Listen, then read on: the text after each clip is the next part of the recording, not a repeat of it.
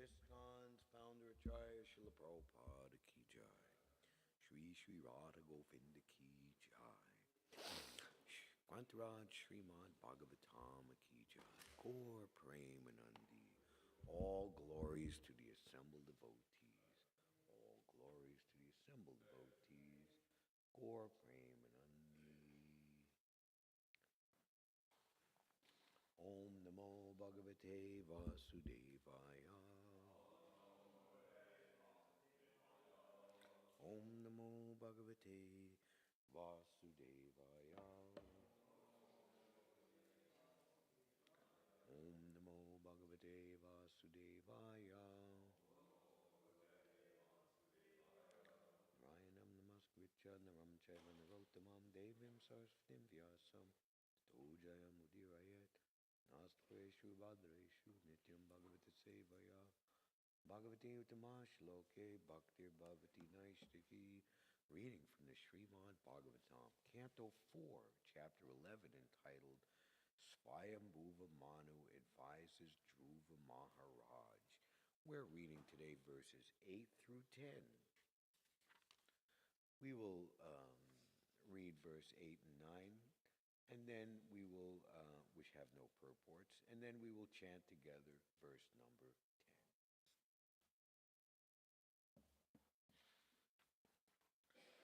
Nazmat kulochitam tata karmai tatsad vigrarhitam vadoyad upate vanam arabaste kritaidasam. My dear son, the killing of the sinless yakshas which you have undertaken is not approved by authorities, and it does not befit our family, which is supposed to know the laws of religion and irreligion. Text number 9. Nanikesya paradena prasangad bahavohata bartur vada bitaptena Vayanga Bhartavatsala. My dear son, it has been proved that you are very much affectionate towards your brother and are greatly aggrieved at his being killed by the Yakshas. But just consider, for one Yaksha's offense, you have killed many others who are innocent. Text 10. Repeat after me. Nayam, Margo, He, Sadhunam, Rishikesha, Nuvartinam, Yad, Atmanam, Parag, Griya, Pashuvad, Bhuta, Vaishasham, Nayam Margo Hisadrunam, Rishikeshanuvartinam, Yad Atmanam Paragriya, Pashuvad Bhuta Vaishasham, Nayam Margo Hisadunam, Rishikeshanuvartinam, Yad Atmanam Paragriya, Pashuvad Bhuta Vaishasham, Nayam Margo Hisadunam, Rishikeshanuvartinam, Yad Atmanam Paragriya, Pashuvad Bhuta Vaishasham.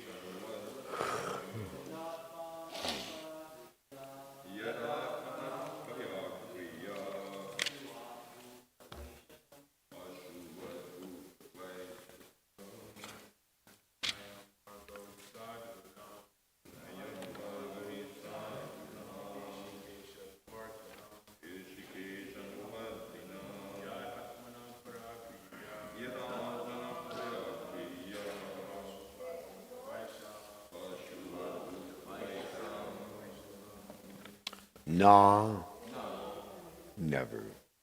I am this. Marga, path. He, certainly. Sadhunam, of honest persons. Rishikesha, of the Supreme Personality of Godhead. Say it loud and clear. Of the Supreme Personality of Godhead. Of the Supreme Personality of Godhead. Very nice. Anuvartinam, following the path. Yat, which. Atmanam, self. Parak, the body. Kriya, thinking to be. Pashuvat, like animals. Bhuta, of living entities. Vaishasham, killing. Jai.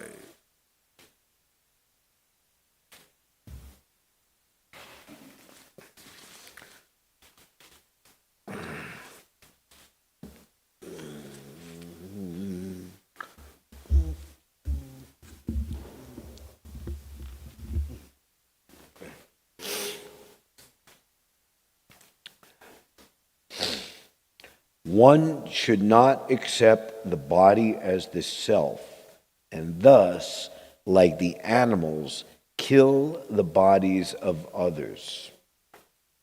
This is especially forbidden by saintly persons who follow the path of devotional service to the Supreme Personality of Godhead. Please repeat. One should not accept the body as the self, and thus, like the animals, kill the bodies of others. This is especially forbidden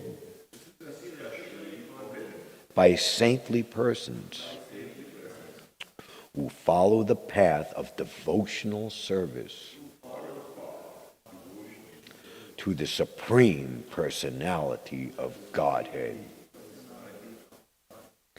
Purport by His Divine Grace, ISKCON's founder Acharya, Savior of the entire universe, uplifter of the most fallen, Srila Prabhupada. The word sadhunam, rishikeshanuvartinam are very significant. Sadhu means a saintly person. But who is a saintly person? A saintly person is he who follows the path of rendering service unto the Supreme Personality of Godhead, Rishikesh. In the Narada Pancharatra, it is said, Rishikena Rishikesha Sevanam Bhaktir Uchate. The process of rendering favorable service to the Supreme Personality of Godhead with one's senses is called bhakti, or devotional service.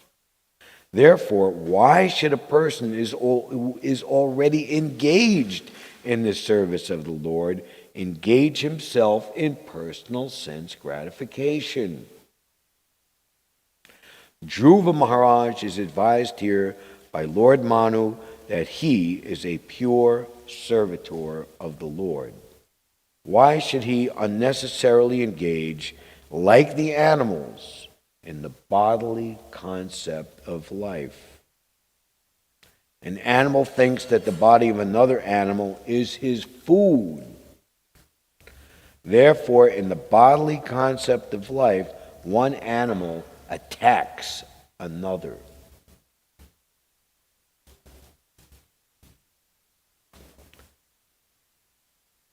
This is a new one. Everyone's looking at the board instead of looking at the speaker reading it. Are we? Can't remember what I'm saying even like a split second after I say it. An animal thinks that the body of another animal is his food.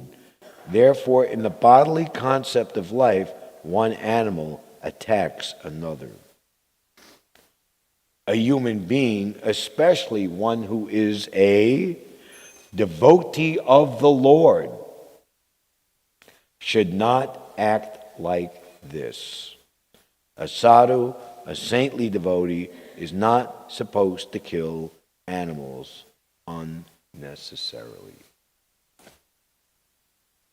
And now the screen can go away. We don't need it anymore. Poof. Om Jnana Timirandasya Jananjana Shalakaya Chakshur Unmilitam Jena Tasmai Shri Gurave Namaha Shri Chaitanya Mano Bhishtam Stapitam Dena Bhutale Svayam Rupa Gadamayam Dadati Svapadantikam Vandeham Shri Guru Shuta Paragamalam Shri Gurun Vaishnavamscha Shri Rupam Sagvajatam Sagana Raganatam Vidam Nam Sajivam Sadvaitam Savadudam Paridina Sahitam Shri Krishna Chaitanya Devam Shri Radha Krishna Padan Sagana Lalita Shri Vishaka Vidamscha Hey Krishna Karuna Sindhu Dinabandho Jagatpate Gopisha Gopika Kanta Radha Kanta Namostute Tapta Kanchana Gaurangi Radhe Vrindavaneshri Krishabhanu Sute Devi Pranamami Hari Priye Jayatam Surito Pangor Mama Mandama Tergati Matsarvasva Padambojo Radha Madana Mohano Dibyad Bindaranya Kalpajumada Srimad Ratnagara Singha Srimad Radha Shilagovinda Devo Pristalabi Savyamano Smarami Shriman Rasa Rasarambi Bamsi Bhatatasti Taha Karshan Venu Svanar Gopir Gopinatha Sri Estuna Shri Krishna Vanchakalpa Tarubias Ja Kripa Sandubhya Cha Patitanam Bhavanebhyo Vaishnavebhyo Namo Namah Jaya Shri Krishna Chaitanya Prabhu Nityananda Shri Advaita Gadadhar Shri Vasadi Gora Bhaktamrinda Hare Krishna Krishna Krishna Hare Hare Hare Rama Rama Rama Hare Hare Nayam Margo hi sadunam Rishikeshanu Vartinam Yat Atmanam Paragriya Asuvad Bhuta Vaishasham. One should not accept the body as the self, and thus, like the animals, kill the bodies of others. This is especially forbidden for saintly persons who follow the path of devotional service to the Supreme Personality of Godhead.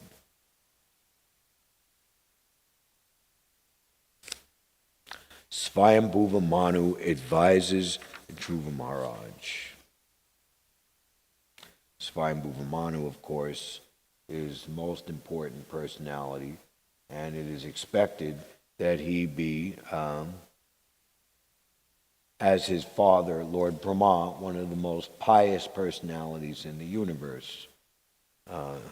Indeed, Manu is taken to be one of the 12 Mahajans, or authorized persons to guide human society.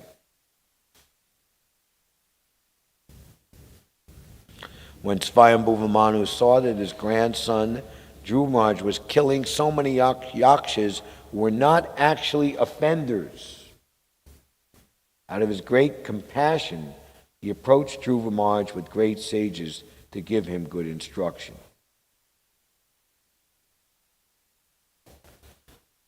In present days also, for one man's fault, a whole state is sometimes attacked. This kind of wholesale attack is not approved by Manu, the father and lawgiver of the human race. We have Manu Samhita, the law book for human society given by the progenitor of mankind, Manu. He therefore wanted to stop his grandson Dhruva from continuing to kill the Yaksha citizens who were not offenders. My dear son, please stop. It is not good to become unnecessarily angry. It is the path to hellish life. This was Arjuna's protest to Krishna, who was provoking him to become angry.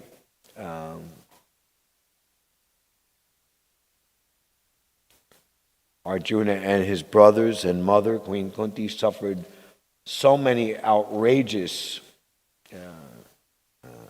treacheries, offenses, crimes committed to them by their cousin brothers headed by Duryodhana. And for the sake of, and it wasn't just a individual family fight, it was for the sake of the proper rule of this planet, for the sake of all living beings. And Krishna always favors his devotees over the non-devotees. Prabhupada writes in the 3rd chapter of the Bhagavad Gita, this is not wrong. Krishna says, I envy no one, I'm not partial to anyone, but one who renders service to me is in me and is a friend. This is not Krishna's partiality. Just like here in this world we see, what is that term? Nepotism. We favor our family over others. There's a glorification of Maharaj Prithu, that if his own son was culpable, he wouldn't hesitate to punish him. Whereas if his enemy was to be rewarded, he wouldn't hesitate to reward his enemy. What is that saying? It's not what you know, it's who you know. That's not the case in the vision of Krishna and his pure devotees. So Krishna had a great plan with the annihilation of the opposite party, the Battle of Kurukshetra. And Krishna's plan, no matter what it might seem to be, according to undeveloped empirical analyzing minds, is always for the best of everyone. But in this case, now you are going beyond the limit of killing yakshas who are actually not offenders. On the Battle of Kurukshetra, Krishna said, no one is going home today. Everyone here is dead. I want you to be an instrument in the fight.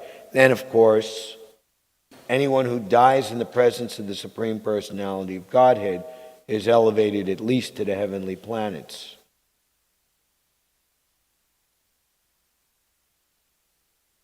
And in the case of not going to the heavenly planets, they will be given a new body,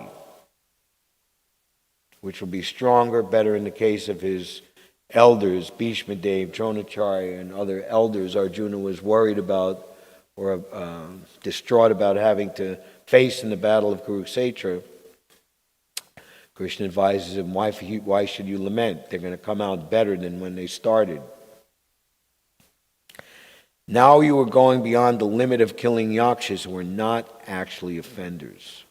So it's interesting to note, people think that they are advancing over the century and millennia, but by the laws of karma, that so-called advancement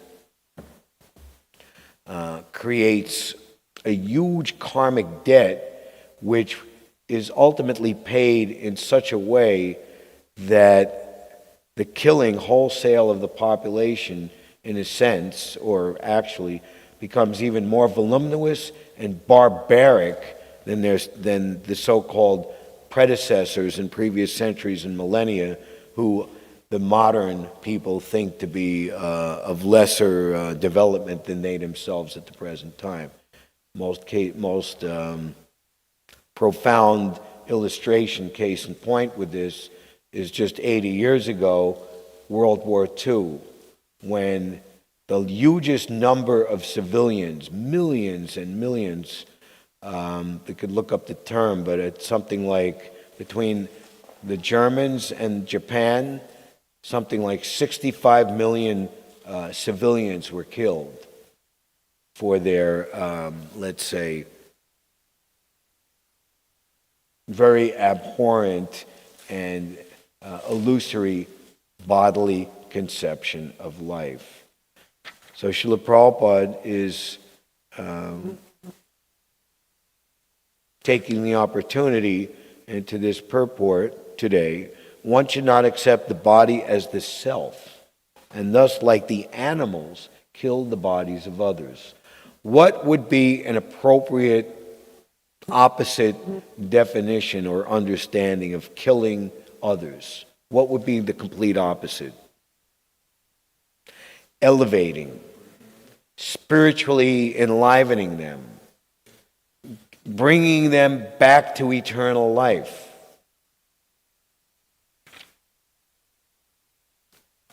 This is especially forbidden by saintly persons, to kill the bodies of others, to kill others. Why? Because saintly persons, they follow the path of devotional service to the Supreme Personality of Godhead. Following the path, performing pure devotional service to the Supreme Personality of Godhead places one in eternal life of bliss and knowledge. And everyone else who comes into your association, that is the ultimate goal of being a pure devotee of the Lord, is that you, simply by your association, what is completely the opposite of killing others, you elevate them to the highest position. From him, ecstatic prema emanates. And by that prema emanating, what happens? Ignorance is destroyed. The words sadhunam, rishikesh anuvartinam are very significant. Sadhu means a saintly person. But who is a saintly person? A saintly person is he who follows the path of rendering service unto the Supreme Personality of Godhead, Rishikesh.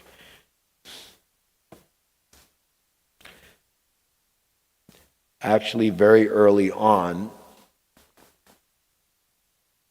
I believe it was in 1967, one of Srila Prabhupada's first disciples, who was instrumental and foundational in helping him start the ISKCON movement, especially by paying out of his hard-earned salary at the welfare office on nearby 5th Street between 1st and 2nd Avenue, that is now, of course, His Holiness Satsvarup Maharaj, had come across a copy of the Narada Pancharatra.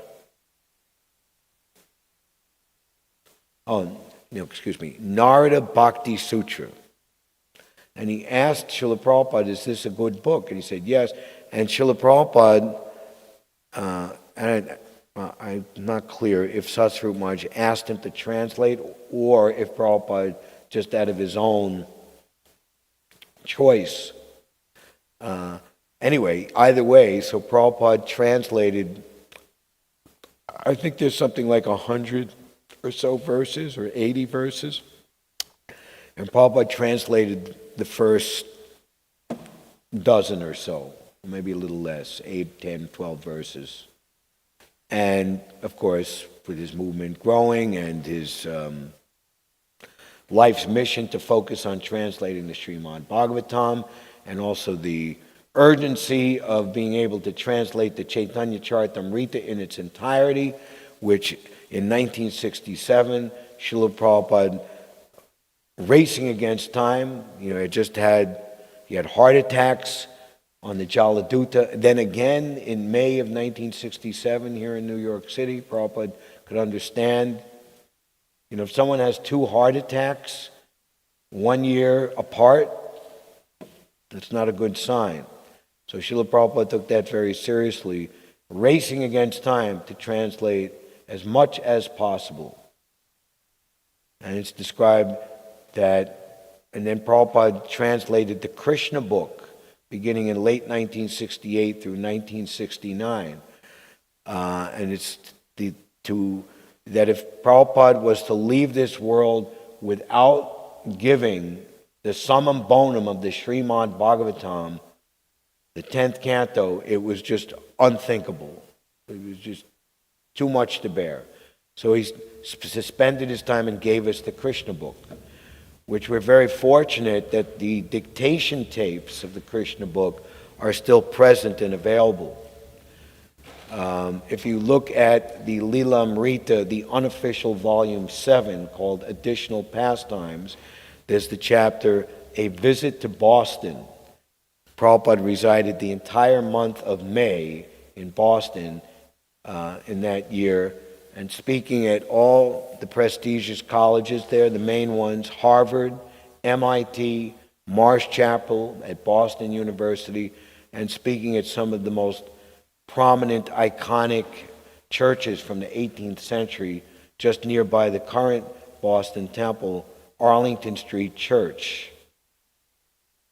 So, prior to Prabhupada's visit, Prabhupada had suspended his Bhagavatam recitation while recovering his health in India from the 24th of July till the 14th of December, 1967.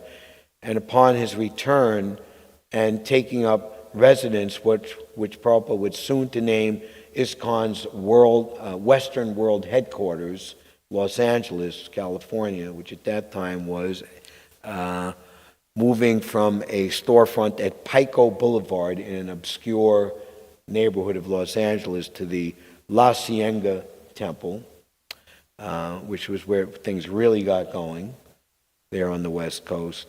There were 6 Grundig reel-to-reel tape recorders that Satsvarup Maharaj at the time was the main transcriber. And Prabhupada was very alert to, when sending them, and first they would come 1 or 2, and then they were coming 3 or 4 at a time. Prabhupada was translating very, very rapidly, 3rd canto, especially at that time. And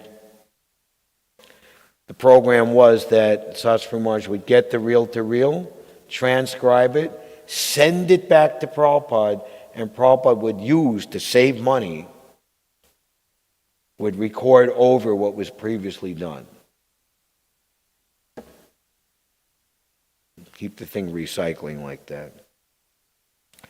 So the devotees, I believe in the 90s, they asked Satsvarup Maharaj, who certainly by that time was well renowned as a very good devotional writer, and he teamed up with, I believe, Gopi Paranadhan, and have given us, it's now a BBT publication, Narada Bhakti Sutras. So anyway, we went off a little bit, but but we saw going down that side road I thought was nice, so that's why I took the time to describe this. In the Narada Pancharatra, it is said, Rishikena Rishikesha Sevana Bhaktir Uchate. The process of rendering favorable service to the Supreme Personality of Godhead with one's senses is called bhakti, or devotional service. So, this is included by Rupa Goswami in the Nectar of Devotion, Bhakti Rasamrita Sindhu. And interestingly enough, Lord Chaitanya, in his teachings to Srila Rupa Goswami at the Dashvamedha Ghat, was spoken, the same verse by Lord Chaitanya, from the Narada Pancharatra, was spoken by Lord Chaitanya while teaching Rupa Goswami at the Dashvamedha Ghat, and that is included by Krishnadas Kaviraj Goswami in Madhya Lila chapter 9, indeed entitled The Lord Instructs Srila Rupa Goswami, verse number 170. Bhakti, or devotion, and it's interesting that many Bhagavatam verses, or important verses like this, they will appear in different places in Prabhupada's books, and it's interesting to note how Prabhupada, there might be a different translation, different wordings. Prabhupada had completed, I believe, I don't want to speculate, one of his books, and the devotees asked, now what will you translate? And Prabhupada said, the Bhagavad Gita. But Srila Prabhupada, you've already translated the Bhagavad Gita. And Prabhupada said, you can translate and purport the Bhagavad Gita hundreds of times. There is no loss. There is simply addition. So here, this is, now Prabhupada is writing simply here, the process of rendering favorable service to the Supreme Personality of Godhead with one's senses is called bhakti, or devotional service. So here it is in the Chaitanya Charitamrita. Bhakti, or devotional service, means engaging all our senses in the service of the Lord, the Supreme Personality of Godhead, the master of all the senses. When the spirit soul renders service unto the Supreme, there are two side effects. One is freed from all material designations, and one's senses are purified simply by being employed in the service of the Lord. So Prabhupada is Krishna's most confidential servitor, and he has assured us, or revealed to us, he's revealed to us that Krishna has told me what to say.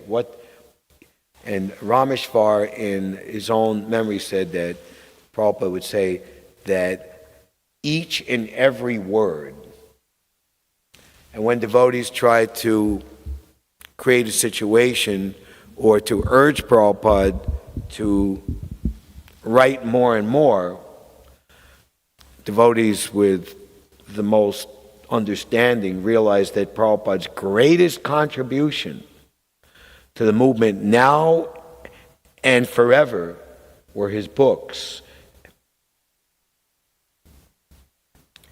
Prabhupada, he very much wanted to be relieved of management of all different types of things. We're reading in that visit to Boston that Pradyumna had a hernia which cost $519.68. How much are $519.68 today?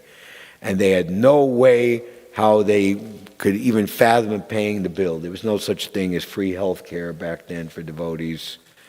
And like that. And Prabhupada wrote back, well, if necessarily I could pay, but such things give me a headache. You should. By that time, there were 10 ISKCON temples. You should form a governing body and try to figure out how to get the money and pay for it yourself. Prabhupada would later say, some years later, that $4,500 today. Of course, most ISKCON temples are a lot stronger than the ISKCON Boston Temple was at that time, with only 3 devotees and 1 person working a job.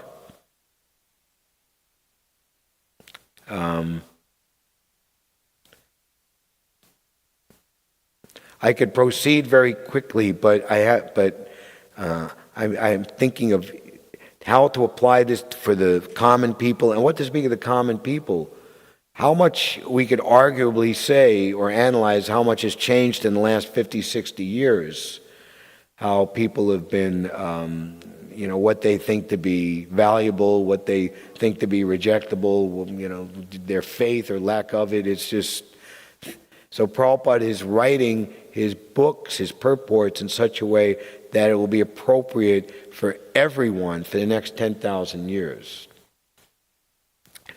Harikesh Prabhu, a Prabhupada memory has been made of him by Siddhanta Prabhu within the last 7 or 8, 9 years. And he's telling a story when he's, a memory when he was serving Srila Prabhupada in the Krishna Balaram Mandir in the first year or 2 of its opening. And Harikesh Prabhu wanted to create a situation where Prabhupada would have more time to translate his books. And he came up with the idea, and he said, Prabhupada, you're giving darshan to so many people, and you're spending so much time, because Prabhupada said, this is my home, Vrindavan, many old Brijabasi acquaintances, and of course it's in the holy Dham, the holy land, many visiting pilgrims. Swami Bhaktivedanta is here, we want to see him. So Prabhupada said, okay, this is what we're going to do. You sit in my seat and you give darshan. And Harikesh goes, me? Yes. But Srila Prabhupada, I don't think it would work. Anyway, we will try. So the next day came and Harikesh sat, maybe he didn't sit, Prabhupada's designated seat in his quarters, but nearby. And like one old sadhu came in and saying, where is Srila Prabhupada? Where is Swami Bhaktivedanta? And Harikesh embarrassingly says that I am now doing the darshan. And the sadhu looked at him with a quizzical kind of look and immediately got up and left. And then a whole group of others came in, a family. Where is Swami Bhaktivedanta? He's not available today. I am taking the questions. They had nothing to ask. They got up and left. And that and people came in, looked, were disappointed and left. And then, so then the next day, Srila Prabhupada, or later that day, Srila Prabhupada asked, so how did it go? And Harikesh said, and Prabhupada said, see, they've come here to see me. This is my responsibility, so this is how I'm going to spend my time. In that visit to Boston in 1968, Govinda Dasi and Gaur Sundar, who were Srila Prabhupada's secretary servants at the time, complained to Satsvarup Maharaj, he wasn't Maharaj at the time, who was the temple president, that Prabhupada is not getting a lot of translating done. It's like Srila Prabhupada is in Los Angeles and everybody he's living in an apartment nearby, and when he would come to the temple 3 or so times a week, everybody knew this is Prabhupada's giving the class at that time, and Prabhupada was left alone to do his translation work. This Prabhupada was working on the Nectar of Devotion at that time. But in Boston, the devotees hadn't seen Prabhupada since he left for India in July of 1967, July 1967, May of 1960, nearly 2 years later. And Prabhupada was put into an apartment on the 2nd floor of a building within the Boston University off-campus student, and there was in the same house, students had a rock band and they had motorcycles parked outside. And they were nice students, and they were asked not to play their rock and roll music late at night, which they agreed to, much to their good credit. So Prabhupada would walk 7 blocks from the storefront, and the devotees after the class, Prabhupada would welcome them back, come upstairs, and then Prabhupada would preach to them for another hour or 2.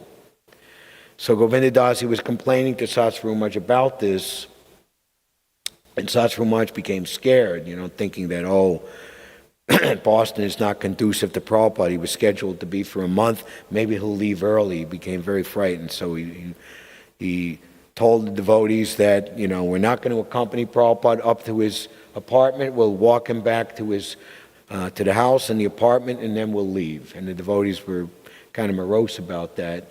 So the next day, and everybody's walking back, and Prabhupada walked up the 3 steps onto the porch to go inside, and the devotees didn't.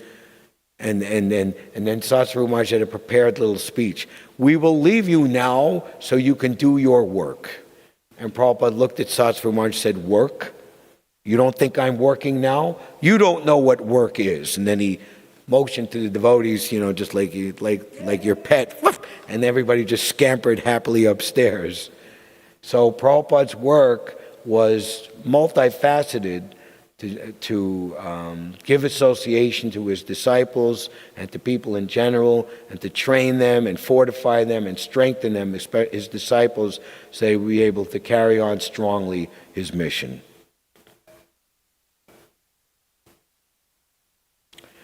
So that is a devotee's position, to elevate others, to bring people to a higher position. Killing is completely the opposite. Therefore, why should a person who's already engaged in the service of the Lord engage himself in personal sense gratification? Favorable. Finding Krishna through favorable devotional service means to find yourself.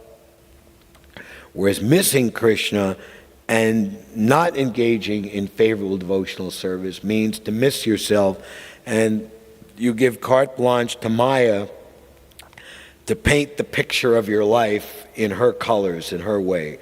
More or less, you become demoniac.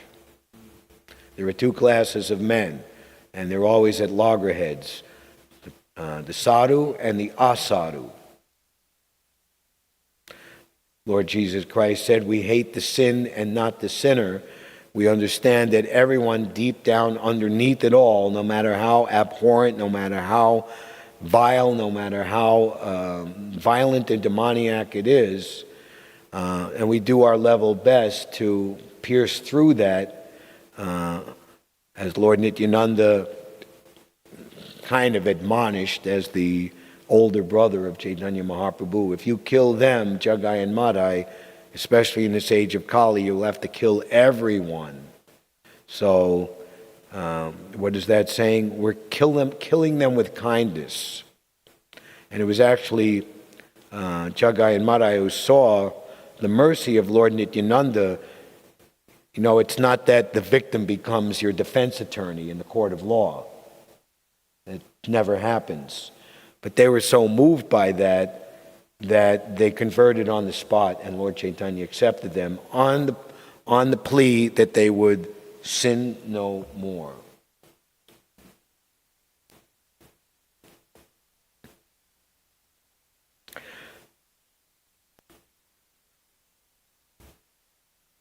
Anyabilasita sunyam jnana karmadi anavritam anukulnena krishna no shilanam bhaktir uttama.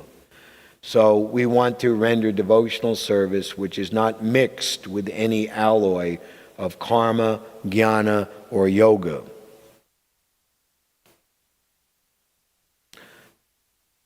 Dhruva Maharaj is advised here by Lord Manu that he is a pure servitor of the Lord.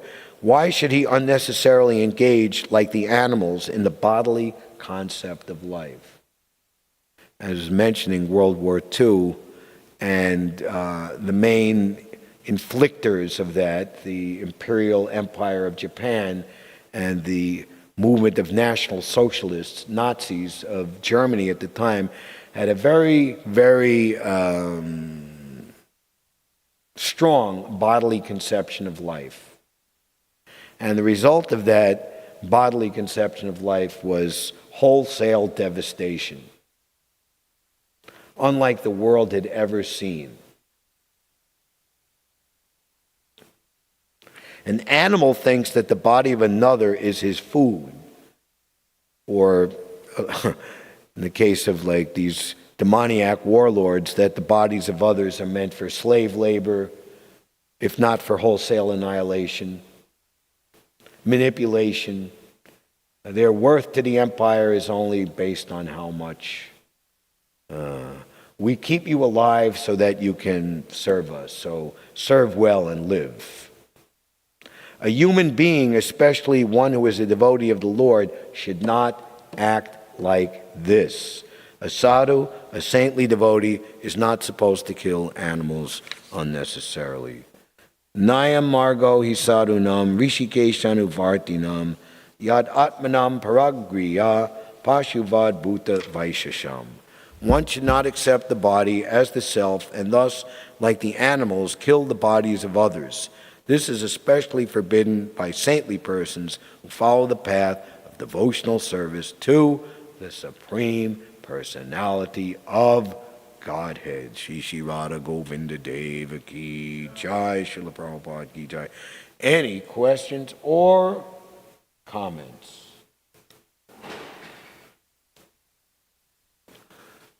Michael. I really like how the verse started with. Mike has to wait for the mic.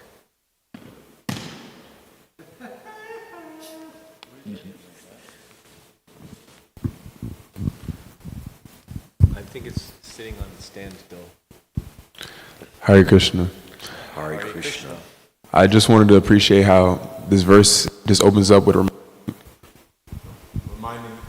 We were having trouble with these mics yesterday during the feast. Yeah.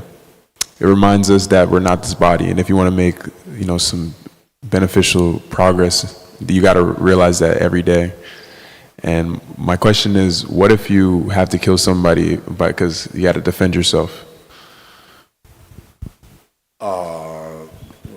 According to the Manu Samhita, that is not killing, that is self-defense. What is it said in the Bhagavad Gita? The different type of miscreants who can be killed, the poison giver, one who sets fire to the house, one who tries to steal your lawfully wedded wife. A few other points are there, Unlike these days where, the Good Samaritan is prosecuted and the perpetrator is glorified as a saintly person. Not like that, Anything else? Sitaram Prabhu. Hare Krishna.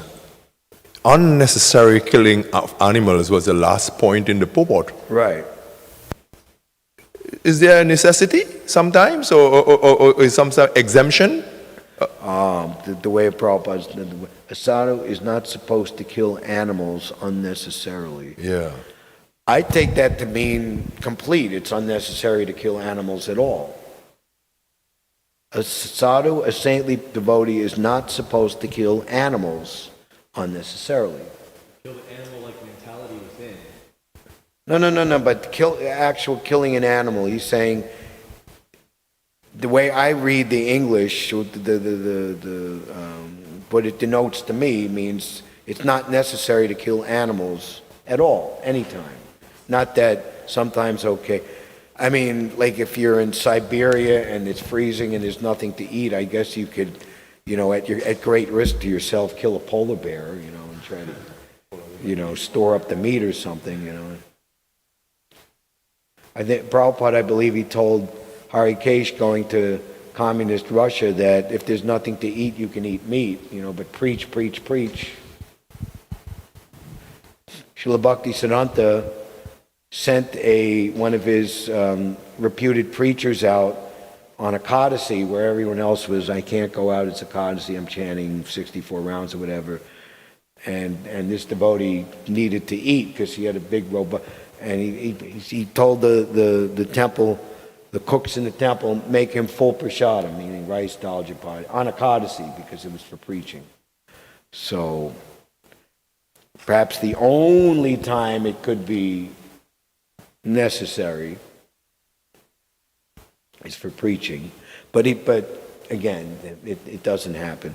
Prabhupada came here, people were telling him, his godbrother told him that there's no need to go to America to be in physical proximity because now everything is done by television. Told him that in 1959, before Prabhupada took sannyas. So similarly, people in India were telling Prabhupada that there's nothing to eat in America, they just eat meat. The Prabhupada took that seriously, and a trunk of Bhagavatams, a few clothing, and a big bag of cereal. He prepared just to eat the cereal. Maybe I just have to ration it out, like 1 cup a day or something. But then he comes here and he's like, there's, you know, all the different spices and rice, dal, chapati, the same as even, and everything here is available. That was the one good thing.